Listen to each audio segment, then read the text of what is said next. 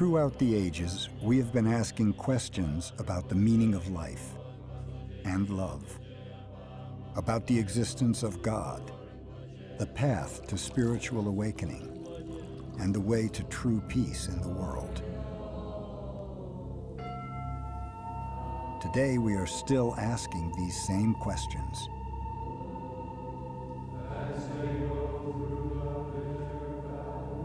Perhaps we've been looking for answers in the wrong places. In every generation, there are people who reach out beyond the cultural and religious boundaries of their time, and even beyond the limits of their own thoughts, searching for answers to life's deepest mysteries. We call these seekers mystics. Not always religious in traditional ways, mystics seek spiritual awareness by exploring their own intimate connection with the divine. Their journey stems from the heart, and love is its driving force. Mystics dedicate their lives to experiencing a reality that the mind cannot grasp and language cannot explain. Although they may each travel different pathways, they all share the same vision of this ultimate reality. For the first time, mystics from the world's great spiritual traditions have come together to share the unifying truth that transcends all religions. They teach us how to hear this truth from a place of inner silence.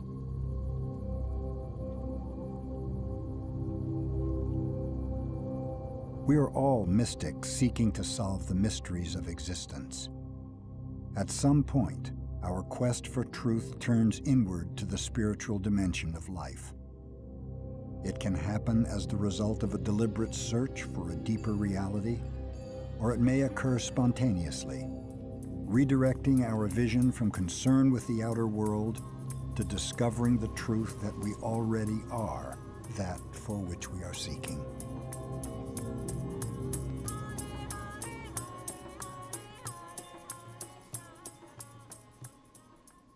I was at a point in my life when I was very successful with a few businesses that I started in a very short span of time. And when everything that you touch is successful, the planet doesn't go around the sun, it goes around you. The town where I lived in India is a small hill. So one afternoon I just went and sat there. My eyes were still open. Till that moment, I always knew myself as, this is me, that is somebody else. Suddenly, I did not know which is me and which is not me. What was me was all over the place. The very rock on which I was sitting, the air that I was breathing, the atmosphere around me, everything had become me. For the first time in my adult life, there were tears in my eyes, to a point where my shirt is wet. I've always been peaceful and happy, that's never been an issue for me. But this was something else. I was bursting with a completely different kind of blissfulness and ecstasy, which my body couldn't hold. I come out of 19 years as an alcoholic and a drug addict. That obsession that had been with me for so many years that drove me to drink a fifth of alcohol every day and do a gram of cocaine every day just to get through the day, that disappeared in a heartbeat. And I wasn't happy about it. I wasn't trying to get sober, I wasn't looking to get sober, I didn't like people who were sober, I didn't associate with people who were sober, I didn't want to be one of those people. And yet it happened. And in that moment, that a profound kind of transformation occurred, because up until that point, I was convinced that I was the master of my destiny, that I was making the choices, I was making the decisions, I was making it happen, I was responsible. And clearly, I hadn't done this. And yet, I was totally transformed. And in that understanding, in the seeing in the most profound way that it was the universe that was acting, and not me as an individual, there was freedom. there was peace. And it was the peace that surpasses all understanding. I was walking home alone at night and looked up at the stars. So that night I had sort of reached a point of despair, and I looked up at the stars and I said, Marcel, don't kid yourself. Those stars are millions of light years away. There's no connection between me and them. And then my perception changed. It just transformed. And suddenly I experienced that the stars were inside of me, that I was inside of the stars, and that we were part of a oneness. And then I experienced or understood that everything was part of that oneness. And I experienced this sense of this light that was infusing everything and flowing through everything, through this oneness that everything is. And it was this incredible power. I felt this power, which I understand now to be the power of that divine or that oneness, that eternal being. But it was a power so strong, I felt that it could heal any problem on earth, that no problem on earth was too big for this power that could heal anything. Away, away, away, away, away, the great white eagle came and said, "Come," and flew me to the highest of heavens. When I looked back, all I could see was a little dot. That was Mother Earth. And this cosmos was the magnitude of this essence of life I talk about. I was in the Peace Corps at the time. I was teaching English in Bangkok. And I had a friend, and we were both just beginning our exploration of Buddhism. And we were just sitting in his garden one afternoon, and he was reading from a Tibetan text called the Tibetan Book of the Great Liberation. And he was just reading the text, and I was sitting there. My mind happened to be very still and very concentrated. And in one of the lines refers to it as unborn. So the word unborn was, and somehow just conditions came together. And just on hearing the word unborn, it's like something happened. It was like the unborn borned. It was just a split second, but it was like a kind of a lightning bolt, right? That just totally reorganized my understanding of things. It was rush hour, so cars were all over the place. You smelled the pollution coming from their exhaust, the noise. So I'm walking, and that's the scene for a few moments, and then, without any forethought on my part, without any effort whatsoever, totally unexpected, everything switched. Everything changed in an instant. The peace, the perfection, the unity, the light that is the basis and the underlying support for all of this came forward. And all the activity, the noise, the names, the forms, everything took on sort of almost like a wavy reality and shifted backwards. It was there, but it didn't really matter. What mattered, what was most present, was this peace, this unshakable peace. Everywhere I looked, everywhere, there was just peace, peace, and peace.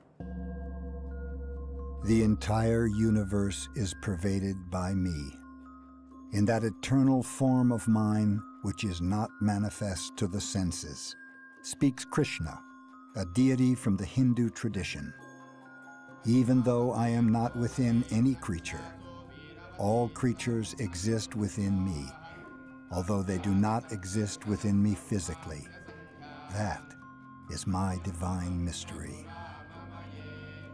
How can one describe the indescribable? In the mystical view of reality, the distinction between self and other disappears. Where physical and perceptual boundaries previously existed, there remains only wholeness and unity. Siddhartha Gautama, an Indian prince known as the Buddha, taught that ultimate freedom is not outside ourselves. It is not only within us, but it is our very nature.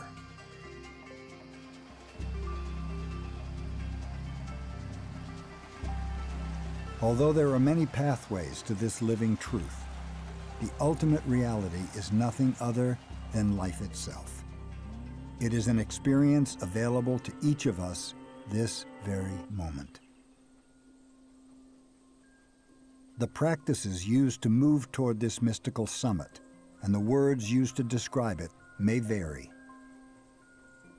But all mystics agree that this living truth is ever present within our hearts. There's a sense of unity with all that is, that there is a sense of union with everything, and it is the most extraordinary and exalted of human experiences. Even though the mystic paths are living within the traditional religion, they go beyond it. They have much more of an understanding of their unity because they are addressing the human heart. When I speak of mysticism, I mean the experience. It's always an experience. It's not just something to talk about or read about. It's an experience, and it is an experience of unity and communion, and a communion with ultimate reality. I mean, it's a loose term, like many spiritual terms. But what it means is that dimension of our being which is transcendent, which is utterly unlimited, which is outside of time, outside of the realm of form, outside of any kind of duality. The way I would use the word would be one which leads to at least an intuition, if not a full awakening to that transcendent quality of our own being. For me, it means a non-conceptual experience which is direct and intuitive and not mediated by reason or reflection, and which often is contrary to things that we previously believed or took for granted. Whether we know it or not, we're always that creative source. We can't be anything else. Not only we can't be anything else, there's nothing else. There seems to be a direct experience with something that is luminous and expansive and has no boundaries. And there seems to be some aspect of the human mind when we are able to drop our thoughts and just simply be with what is, there seems to be some kind of commonality that crosses over all traditional lines. Once you get to the mystical level, you go beyond the differences that the different scriptures or dogmas or traditions present. You go to the underlying unity. At that time, we don't have a discursive mind around, and we don't even have an ego around. It is not something that you attain. It is something that you merge with. It is something that you become. We are talking about an experience in which the I-ness of man has totally disappeared, and therefore he doesn't talk about himself or anything else but God. He doesn't see anything else but God. So we would say in Christian mysticism that God in us is recognizing God in others. All of the trappings, the clothing we wear, where we come from, how we speak, what language we use, it all falls away for mystics. There seems to be a universal, I would say, a universal fragrance to mysticism. So one of the ways I'm sometimes asked, what does it mean to be a mystic? Or what is a mystical teaching? The image I often use is a rose, that I can talk till I'm blue in the face for the next 100 years on what a rose smells like. And it's not going to be understood. But if I hand somebody a rose and say, smell this, and they smell it, we now have a commonality that we can speak about. And this is what the mystical experience is like. Well, the intellectual will think of a, what could be a utopian society, whereas the mystic knows that paradise is within, and that we can offer paradise, we can offer the nectar of paradise, we can offer the banquet table of love to humanity, and we can all sit at that banquet table together. Were you to bring 10 lamps in one place, each one would be different from the other in form. But when you look at their light, you cannot differentiate one from the other.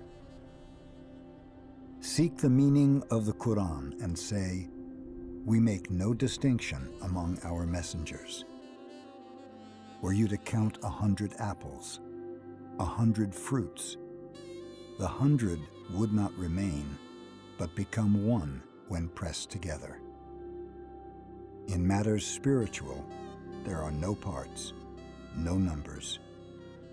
In matters spiritual, there is no division, no individuals. Muhammad and the founders of all the great religions of the world have communicated the same universal message. Appreciate the diversity of spiritual traditions while seeing their inherent unity. This essential teaching becomes distorted by the various beliefs and ideologies that arise when the original prophets are no longer alive, and formal institutions replace their inspired thoughts and visions. Mystics recognize this difficulty and describe how the present-day teachings can sometimes become imprecise reflections of the prophet's true messages. Today, I would say that the two biggest issues that we face are religious warfare and intolerance, and you might say the fundamentalist attitude within which most religions have, or at least some people within them have that attitude of, I am right, everybody else is wrong, this is the only way, and I will kill you or immobilize you if you don't believe this. Obviously, a great deal of this kind of activities, including suicide bombing, they are the result of a hopeless, desperate situation. A great deal of that, of course, is just product of ignorance and prejudice. Particularly in the case of Islam, suicide is considered a capital sin because it is believed that only God gives you life and only God can take it away. Suicide bombing has no religious justification whatsoever. As far as the Quran is concerned, there is no even slight allusion to actions like that. I think if you ask Jesus, if you ask Buddha, if you ask the great saints and sages, they're not going to tell you, go kill people. That's what I want you to do. They came in the name of love. What did Jesus say? What is the highest teaching? Love. So how can you say that's the highest teaching and then say, well, God's will is to go kill someone? While there is no conflict among spiritual people in the world, there is a great deal of conflict between religious people in the world. And religions are, of course, meant to foster and cultivate and protect spirituality, but religions are also, in contrast to spirituality in general, religions are institutions and culturally and historically embedded and conditioned. And institutions are always self-serving. That is just the shadow side of the institution. So even within the same Christianity, we have many, many different denominations that have good reasons, you might say, for having a chip on the shoulder against one another. They have killed one another for a very long time. And this is difficult to overcome. The reason is not spiritual. On the contrary, it's exactly the opposite to spiritual. Like Jonathan Swift in Gulliver's Travels was, his sort of wonderful representation of, which end of the egg do you open? Are you a sharp? Are you a pointy end opener of the hard-boiled egg, or are you a blunt end of the hard-boiled egg opener? And the two will war with each other until the end of time, because they attach to the right end to open the egg, and then argue with each other forever. And he is using it as an analogy for the spiritual arguments, particularly within the Christian church. All the fight on the planet, though it is being projected as good versus evil, please look at it carefully. It is not about good and evil. It's one man's belief versus another man's belief. That's all it is. Religious or otherwise. But your belief versus somebody else's belief is all the fight is about, always. Whether it's within the family or between two communities or between two whatever. When you look at the teachings themselves, they're great, but when you hear it filtered through people or see how people act, they're quite different. If you know enough about human beings, you would know human minds are given to enormous distortion. If I teach 100 people something, these 100 people will have 100 interpretations of what's been said. More often than not, it seems to be the interpretation of the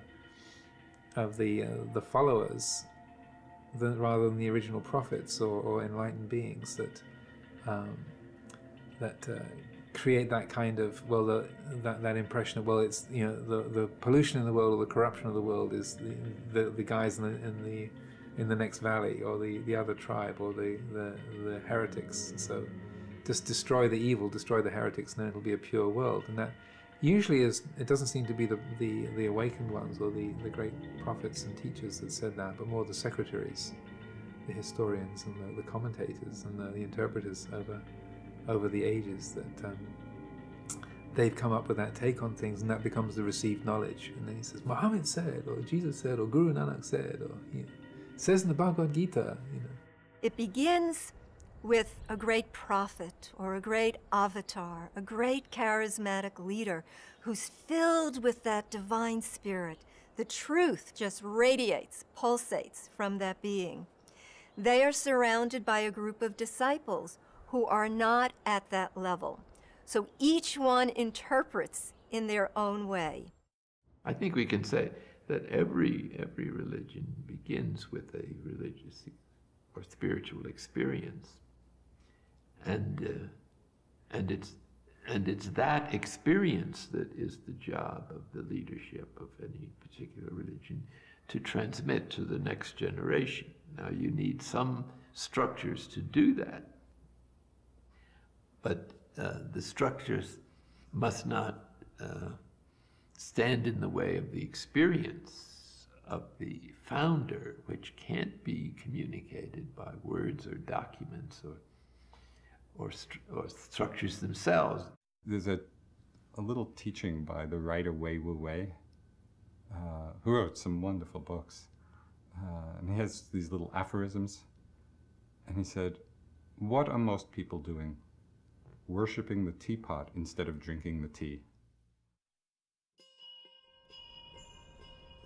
Hillel, a Jewish mystic who lived 70 years before the birth of Christ, was approached by a religious skeptic who challenged him to teach the entire Torah while standing on one foot. Hillel replied, "What is hateful to you, do not do unto others. The rest is merely commentary." The condition of the world mirrors the state of human consciousness. When we directly realize the interconnectedness of all life, hatred and all forms of aggression will cease. Peace in the world will become a reality when individuals realize that we belong to each other, that there is but one human family. Peace does not come from political or external solutions. It is inner peace that leads to outer peace.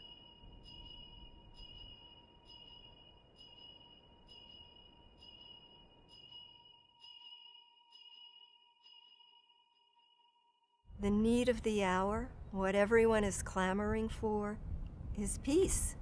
And they're looking to politicians, they're looking to people who don't have that peace within to somehow negotiate it for us, or to somehow guarantee it through treaties, or win it on war fields. It's not going to happen. That peace is, in fact, our true nature, and the only way we're going to find peace in the world is if people find that peace within and then share it with others.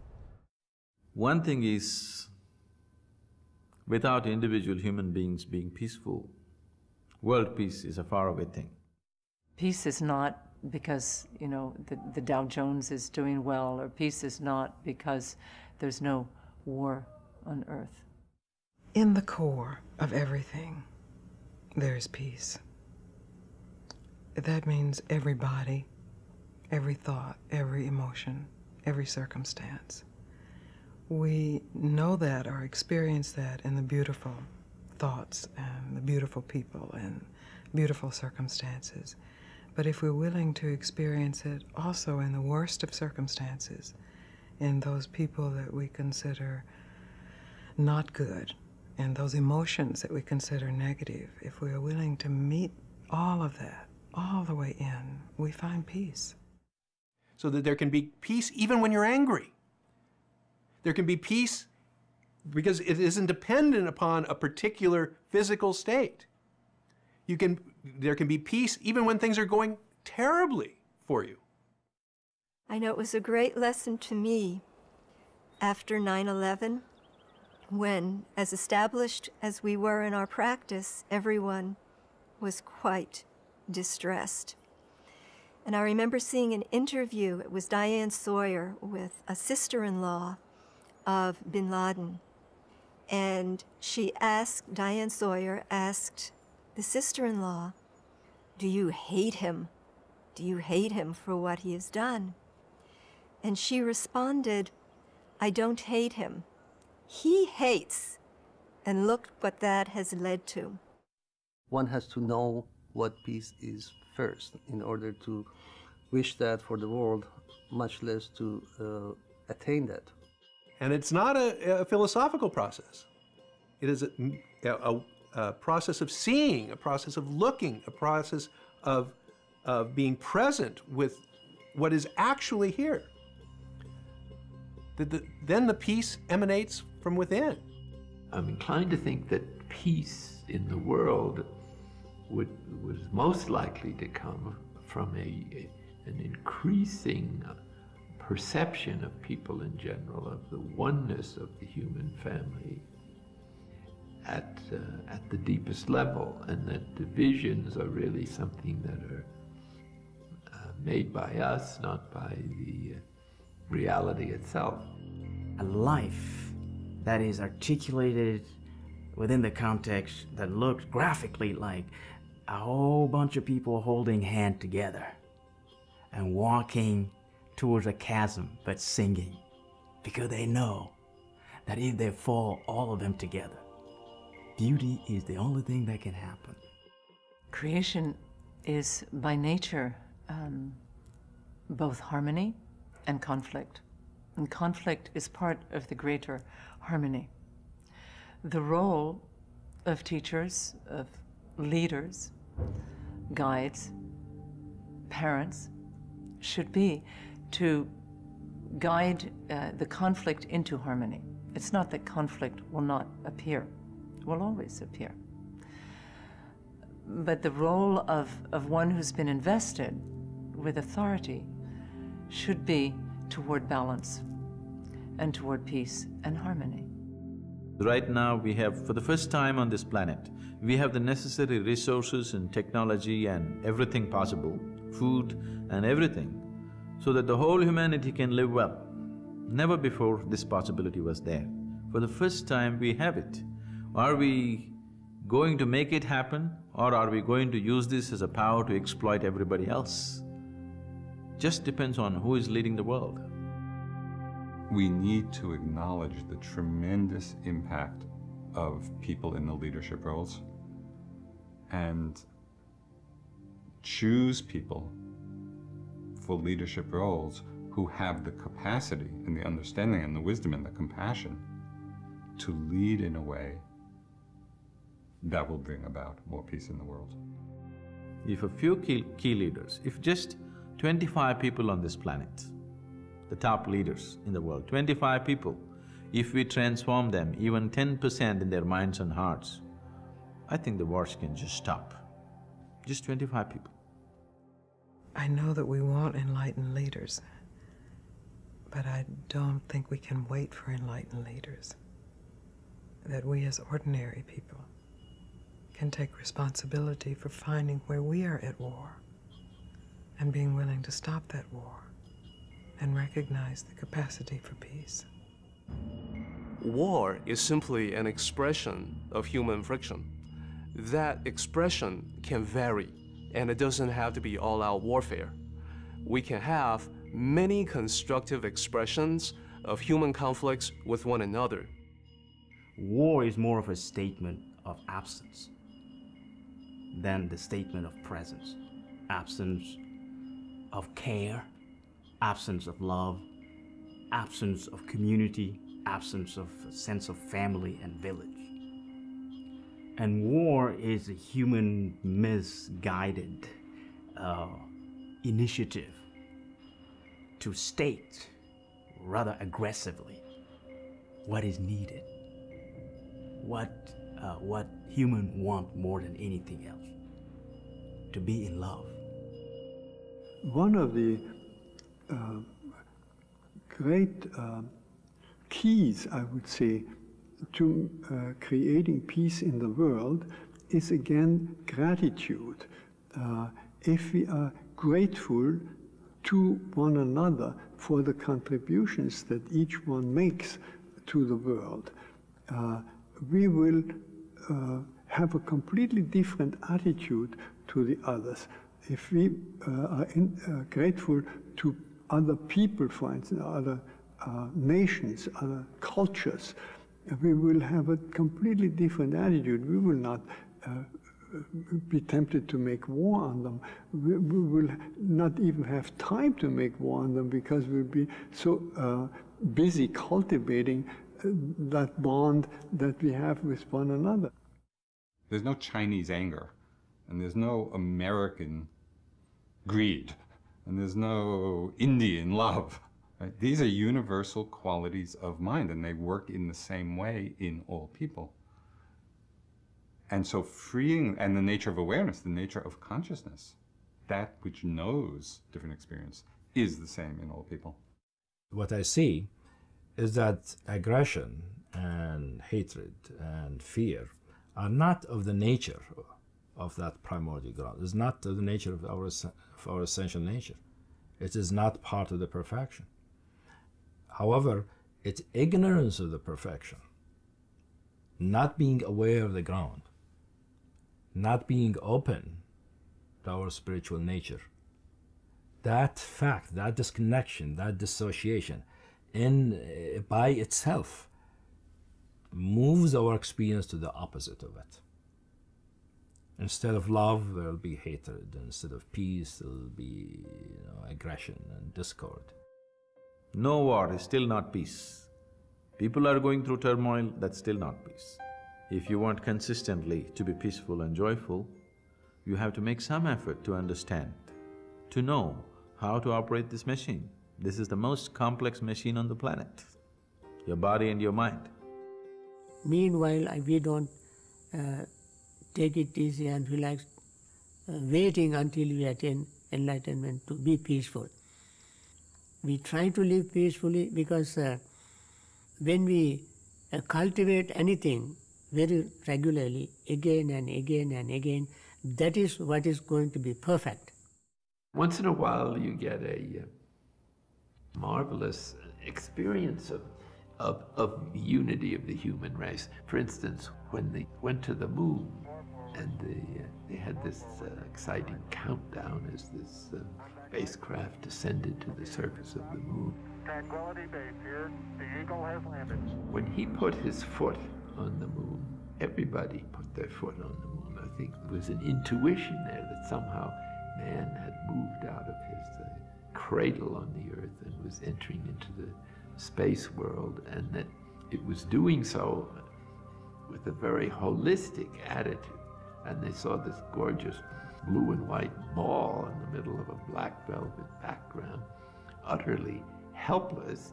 They realized that it's insane to fight over the real estate of this fragile little ball in the midst of nowhere. I mean, they have to work together to make it work. The most effective way is to deal with one person at a time. One person's consciousness, first of all, affects the other people in the room. So that may just be one other person. And that person will influence another person, and that person will influence another person. One person can change 2 person is good. Then 2 person can change another 2 person, become 4.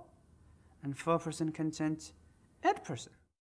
You keep influencing 10 people in your life, and these 10 will produce 100 people, this 100 will produce 1,000 people. Like that, it will spread very gradually, naturally. But the deep, real thing grows very slowly. It takes a root. I mean, roots must go deep down into the ground in order to make it very strong and powerful and effective. And so in the end, world become peace. World become peace. So from the point of view of one person who perceives deeply, sees deeply into the unconditioned nature of the human heart, that experience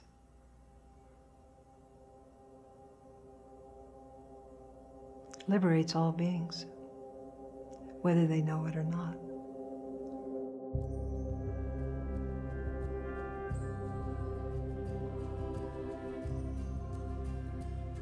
Mystics view all life as being interconnected and interdependent. Love is the glue that holds it all together. When Jesus said, "Love thy neighbor as thyself," he meant each of us is part of an integral whole. Our neighbor is truly a part of who we are. With this realization, the division between self and other disappears. All that remains is an open heart. Compassion is love made visible. It is the heartfelt desire to relieve the suffering of all living beings. It arises naturally when we realize our inherent unity, rather than focusing on what separates us. Rumi defines love as that essence which makes thorns into flowers, which transforms bitter vinegar into sweet wine.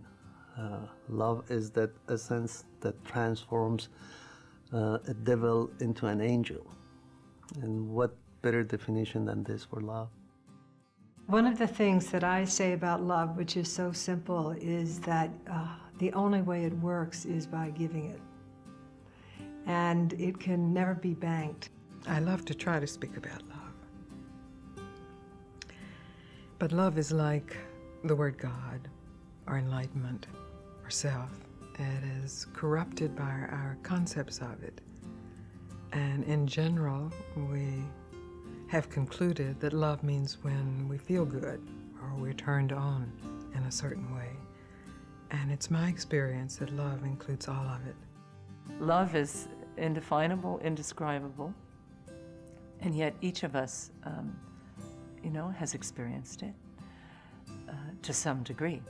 And it's love is an infinite ocean. Love is like the word infinity. You can draw a little figure 8 on it, lay it on its side, and say, it's an infinite thing. Love is infinite. Well, Einstein lets us know the human mind can't grasp infinity, and the human mind can't grasp love. Life is the source of love, and love in turn is the source of life. Without love, life will be meaningless. And without life, we don't have the appropriate means with which to allow love its full expression. When I talk about love, I think of it as being synonymous with consciousness or acceptance or God. or source. That it is simply another word for the totality, for everything. From the perspective of the Tao, love and compassion are the very essence, the very nature of mankind. And that is why when we have love, we feel such happiness and joy. And when we don't have love, we feel such longing, and we seek everywhere for love. But in the willingness for the mind to surrender to this very deep love, Ananda, there's a possibility to love even who you can't trust, to even love your enemy, as Christ would say. From Islamic point of view, the whole universe is the scene of interplay of divine attributes, and one of the divine attributes is love. I think the one thing that I haven't said yet that's really important to say is that God is love. The most powerful, uniting common thread of all would be love. It's a common thread not only to unite all the different religious paths, different faiths, but also a common thread to unite all mankind. It is literally, I think, the ultimate golden thread, the bond that unites all of us in a way that is indestructible and everlasting. Each spiritual tradition calls the ultimate reality by a different name. To some, it is God. To others, the Tao, Buddha nature, the ground of being, and countless other names. Yet all of them point to the one truth that unites us all. All the different spiritual paths ultimately converge in the discovery that we are one with the great perfection of life. When Krishnamurti, the 20th century mystic, states that truth is a pathless land, he is describing the realization that when we experience the light of truth and enter the transcendent realm, we have moved beyond all spiritual paths. At the same time, many spiritual traditions throughout our long history have shown us the way to this timeless reality. The mystic honors each spiritual tradition and realizes its importance in creating a medium for every person to discover the ultimate truth for him or herself. The reason I think there are so many spiritual paths is that there are so many cultures, and that's the beauty of the whole thing. You see, I think that's the key to appreciating the fact that we should approach other spiritual traditions with a spirit of openness, receptivity, and shouldn't argue them, shouldn't try to justify our own and find them wrong, because all of those traditions have arose because of circumstances, because of time, place, position, and degree. What Judaism was doing at that period of time in history was addressing the problems that needed to be addressed, and the reason it survived to this day was it works. Catholicism, it works. Protestantism, it works. Buddhism, it works. And originally human cultures evolved as part of a natural ecosystem, part of a natural bioregion. And the cultures that evolved, in part, evolved out of that natural harmony or relationship between nature and human culture, human groups. So it evolved to tremendous diversity, very much like the biodiversity that you find all over Mother Earth. We have almost all the sacred traditions in this country now, and that's a phenomenon that has come about in the last 20, 25, 30, 40 years. It's extraordinary, you know, how the teachers have come to this land to educate people, to plant the seeds here, because why? Because divine destiny has some plan here, clearly, you know, otherwise it would not be happening. So now, for the first time in history, the teachers, major teachers of the world religions and paths are able to speak to each other at a level never before possible. I also think that no one tradition sort of understands the whole story, and that each tradition understands to some extent or another something wonderful about the divine and about spiritual life and spiritual reality, but not the whole picture. And so that as we come to understand all the different religions, we get a fuller and fuller picture of the divine reality and spiritual life. The many birds in the air, they all have their own songs. I've yet to see a crow sing an eagle song, you know.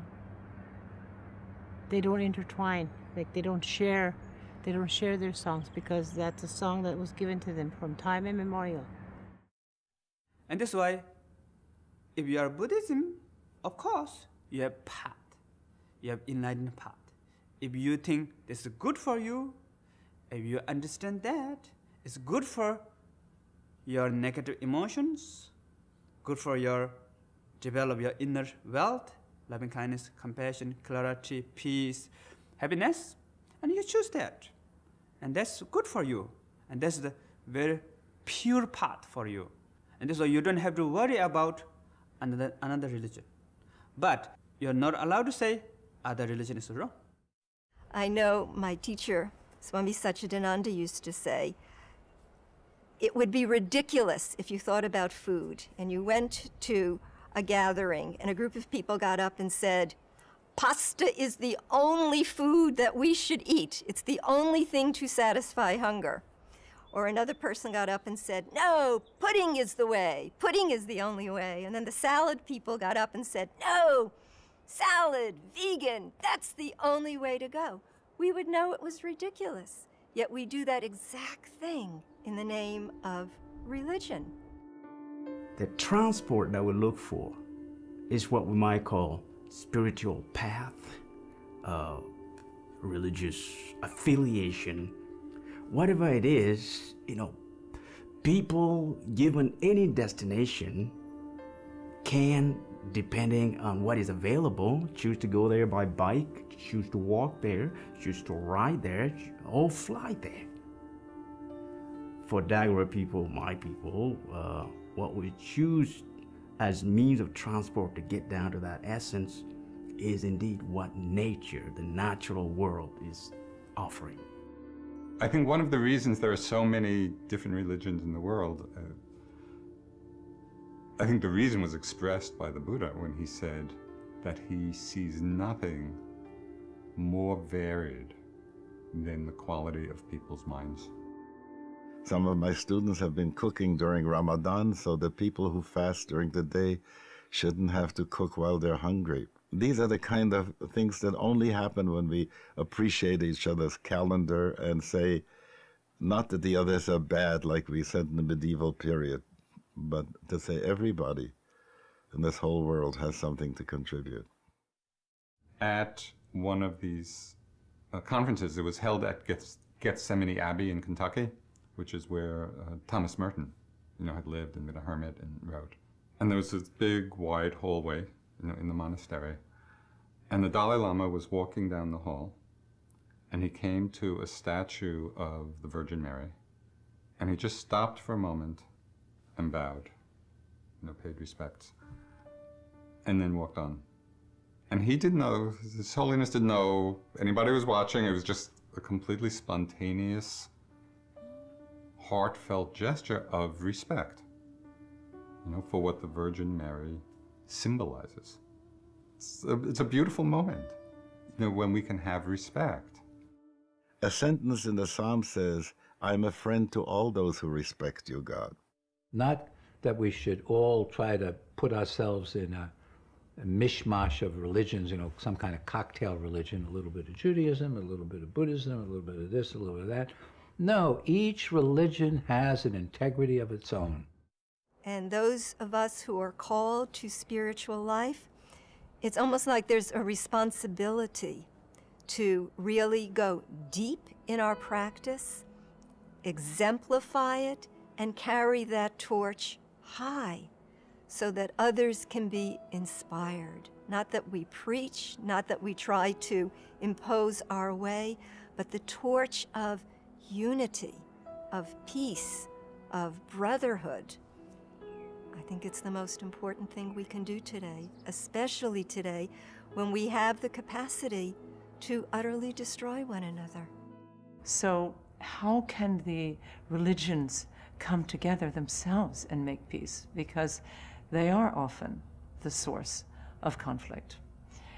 And for one, I would say, if they would listen more to their own mystical tradition, if they would hearken to the teachers who are alive at the time, who were teaching within their tradition, but from the point of view of, you know, the inner sacred, the human, the temple, I think that would enlighten the religious traditions. It's interesting because Islam, in the Book of Quran, which calls itself a universal book of wisdom and love, has a wonderful model for that. In fact, it says that all the traditions are true. And it says even that you can only be a true Muslim, a true believer, if you believe them all. Isn't it true that you have to go, that at the highest level there's only one? My response is the word universe. One direction is toward the one, that's the uni. The other one is the verse, toward diversity. There's only one ultimate truth, and that's God. It's called by different names in different traditions. But ultimately, He's the one and only ultimate truth that He exists. You may call it Allah in Islamic tradition, God in English, or any other name in other traditions, but you are in fact talking about one single reality.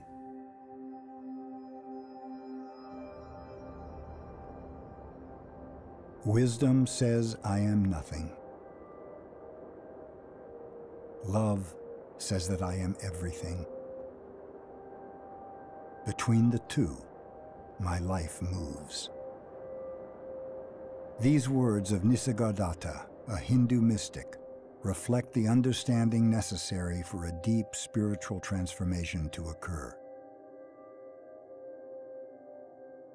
The beginning of wisdom is to know that we do not know. Our minds are limited to those things that can be compared or contrasted.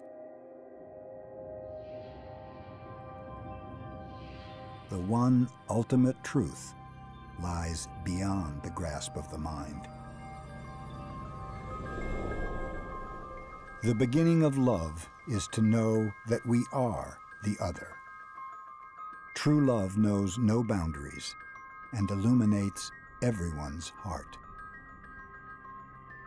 The beginning of peace is to find it within ourselves. It is our own inner peace that leads to peace within the world. The beginning and end of this journey exists right here and right now, for we are coming home to a place that we have never left.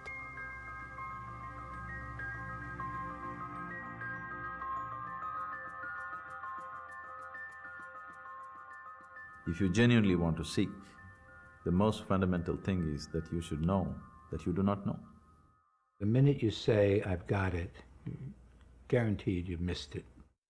If we don't know what realization is, we're much closer to realizing what it is.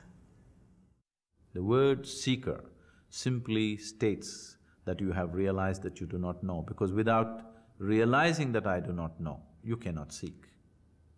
People have destroyed I do not know because they have not realized the immensity of I do not know. Only if you see I do not know, the possibility of knowing ever arises in your life. If you destroy I do not know, you destroy all possibilities of knowing. There are many words in different traditions pointing to the deeper reality of the true self. The Buddha was very clear about the words can only point to the truth, they can't embody it. Whether you say a Buddha or a God or whatever words you use, you're only talking around it, never it. And in Tao cultivation, We feel that it is not necessary to distinguish between these terms. All these terms are equally valid, and it doesn't matter which terms we decide to use as long as we're talking about the same thing. If we look at history, once we name God or the Tao, then it's really not God or the Tao. It's something that's actually defined by our language and our concepts of it. John of the Cross is talking about the same thing that Hakuin's talking about. Teresa of Avila is talking the same thing that Myoshan was talking about. You know, Walt Whitman is talking about the same thing that Basho was talking about. It's a totally different world of experience that has nothing to do with the words and ideas that describe it. From my experiences with talking with other representatives of other spiritual traditions, it seems to me that we are all talking about the same thing. It's very difficult to say it's the same experience, because even two experiences myself are two different experiences and not the same experience. But to the extent to which we can say we have all experienced the same thing, if we see a sunrise or a waterfall, we can say we all experience the same reality as ultimate reality. Ultimately, all these terms need to be transcended, because all of these terms are simply pointers. There's no question, when you get beyond the words and ideas that describe things, you're in the same zone. I think we need to let go of the idea that somehow the inner mind is affected by what's happening in the outside world, and instead embrace the idea that ultimately it is the inner landscape that becomes reflected as manifestations in the external world. I don't think anything out there can give us meaning.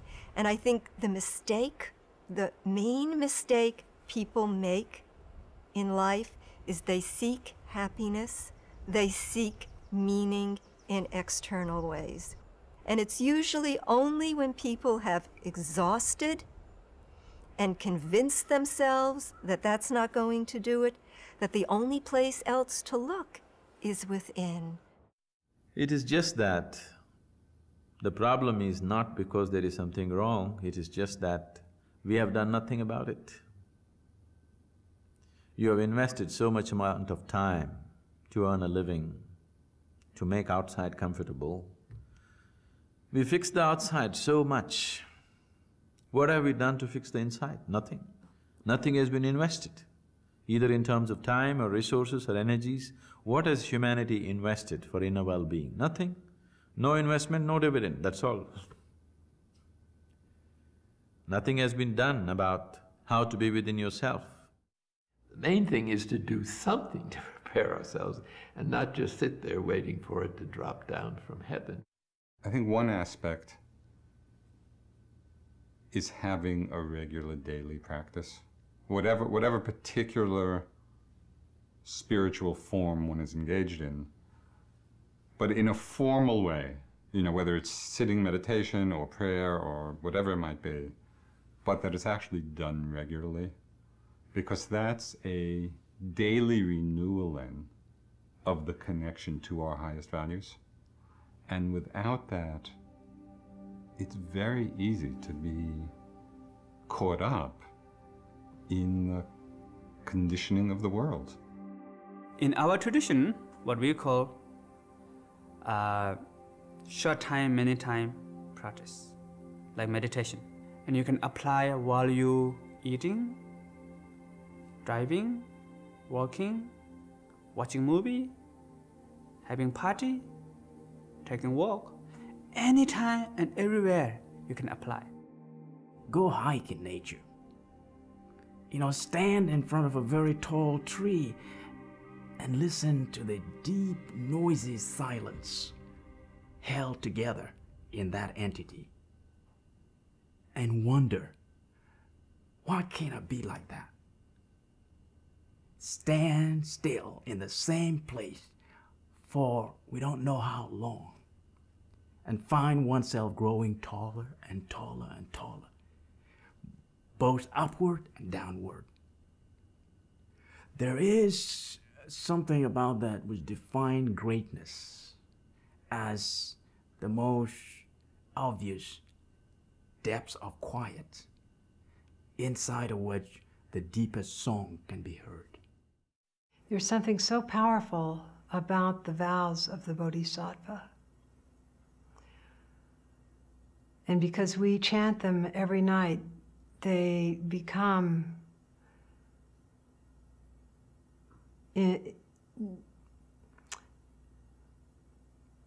they're the sound inside you. They're the wind and the sound of the rain, and they're the crow, and they're the sound of the door being opened. And they are the door opening. We need to encourage people to think that contemplation, while it's a gift, has already been given. Hence, it's a question of awakening to this capacity and exercising it and reducing the obstacles in ourselves, which is called purification in classic Christian terms. If we want to understand ourselves, we have to sit down or stand up or be in some posture and observe. What is our mind doing? What are the qualities in our heart? And it's only out of that understanding that a sense of meaning begins to emerge and we actually are fulfilled in it. Nowadays, in many ways, it's a lot more difficult because there are so many more distractions than, say, 10 centuries ago. But nonetheless, I believe reward is equally greater. It was not very difficult to be a pious person 10 centuries ago. It is quite a challenge to be a pious person today. I think a mistake that people sometimes make, and the reason they fail in keeping that spiritual perspective throughout their daily life, is they leave their practice in the meditation room or on the hatha yoga mat, and they forget to bring it into their daily life. And it's just a matter of pure arithmetic. Let's say someone practices 2 hours a day. The rest of the day, 22 hours, they do nothing. They just let the mind run amok, let's say. It's just arithmetic. Which force, which tendency will predominate in your life? I would say amok is in the lead, 11-1. Anybody can practice. Yeah, religion, no religion, and Buddhism, no Buddhism, doesn't matter. Your mind is not taking instructions from you because you never made an effort to understand how to operate this instrument. Any instrument that is out of control is more of a nuisance than of use. That the spiritual teachings are for everyone, they're not just for like a kind of small collection of people who like to live an extremely quiet and simple life. That everybody is excluded unless they become a monk or a nun. This is probably something invented by monks and nuns. For the teachings to be useful, to be really effective, then it's important to recognize that they are essentially practical tools to work with our life. And they're accessible, they're things that we can apply throughout our days. A thought can arise, thoughts arise, just on their own. And in the normal course, we follow them. We then build on that thought into the 10,000 thoughts. But if we can recognize a thought is arising, it's not right, it's not wrong, and we have the choice in that moment, it's just a split second, just to open and let that thought disappear back to where it came from.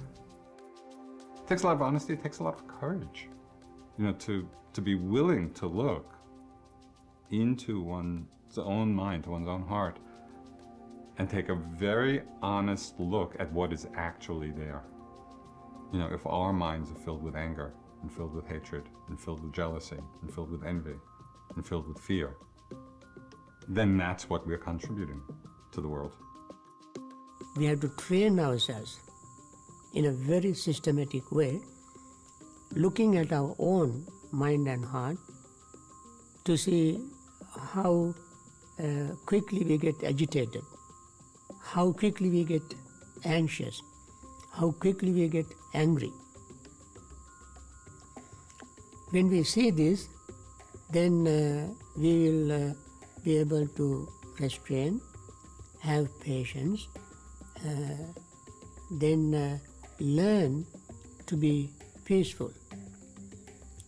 It doesn't happen automatically. It is not something that we were born with. There is no path except you. There's really no other path except you, because if you want to know anything, if you want to perceive anything, if you want to experience anything, the seat of your experience and perception is within you. So there is only one path, that's you. Just by beginning to exist ourselves, whenever you decide that took place, you are essentially in relationship to God, and hence, just by being born, one is on a spiritual journey, whether you like it or not, and because there is no other choice.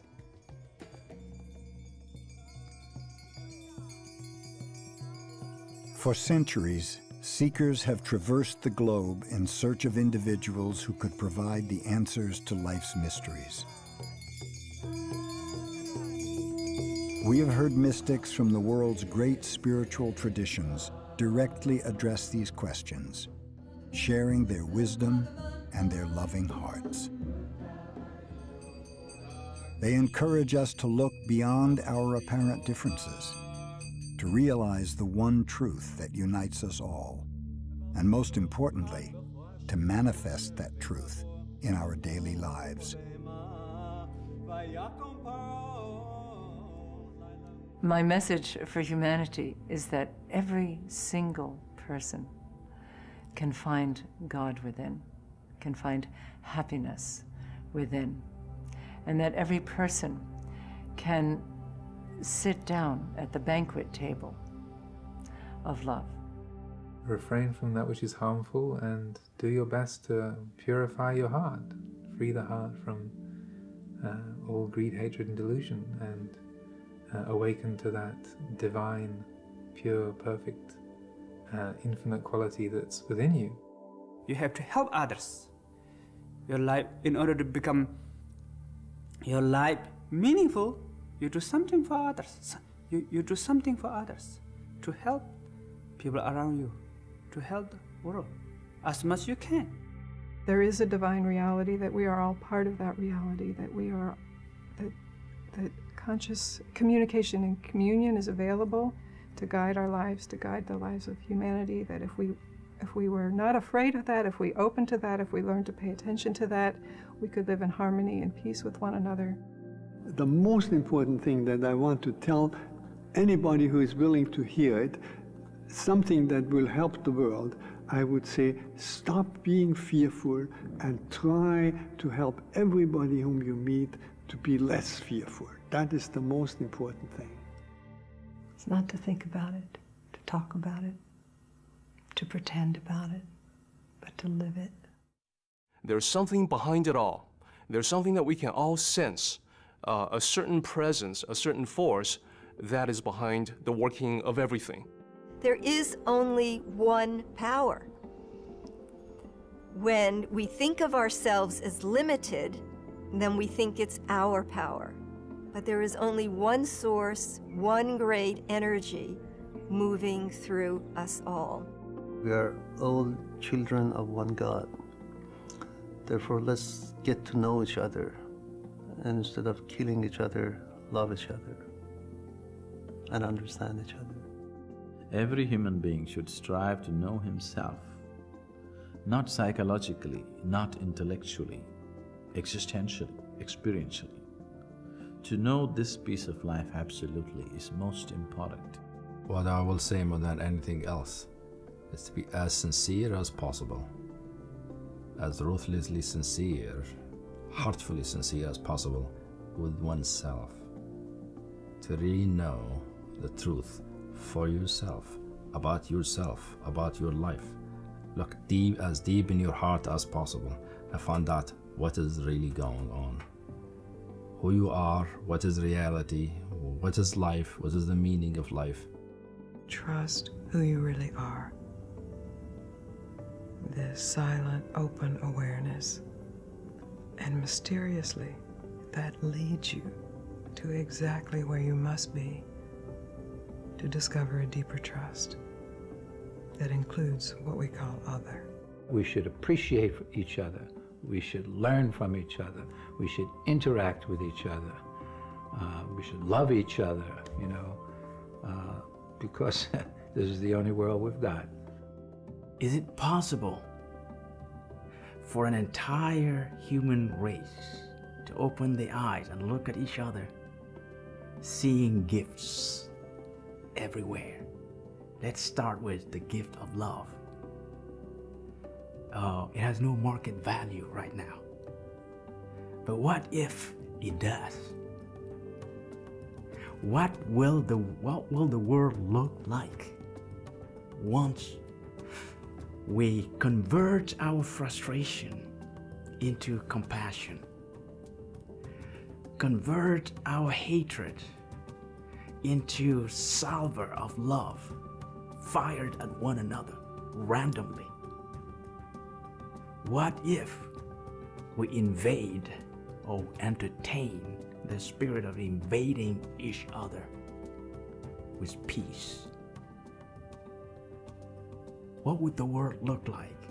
Changing our discourse, our language, so that the very word that we use as explosive words to support reason why we should harm each other are subdued and turned into words of love. That when you hate someone, send that someone a love poem and see how that person reacts. Is it possible for us to conceive of victory at national level? Victory of one nation against another, using the yardstick of love and compassion? If this is conceivable, then we have reached the same spirit, the same religion, and we are all heading toward the final stage of beautifying this globe that we call our village.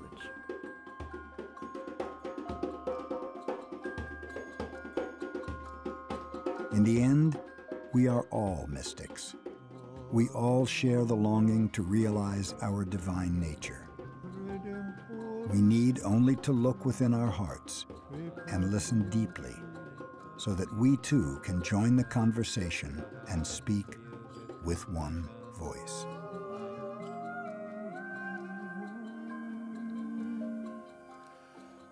God is love. This divine reality that I've experienced is a loving reality. Love is the meaning of the universe. The more we can learn to live in that love, the more joyful life is. Be as sincere as possible, as ruthlessly sincere with oneself, to really know the truth for yourself, about your life. We must all walk the path of the Tao. And this Tao is not specific to Taoism. It is the way. It can be the way of Christianity, the way of Islam, the way of Buddhism.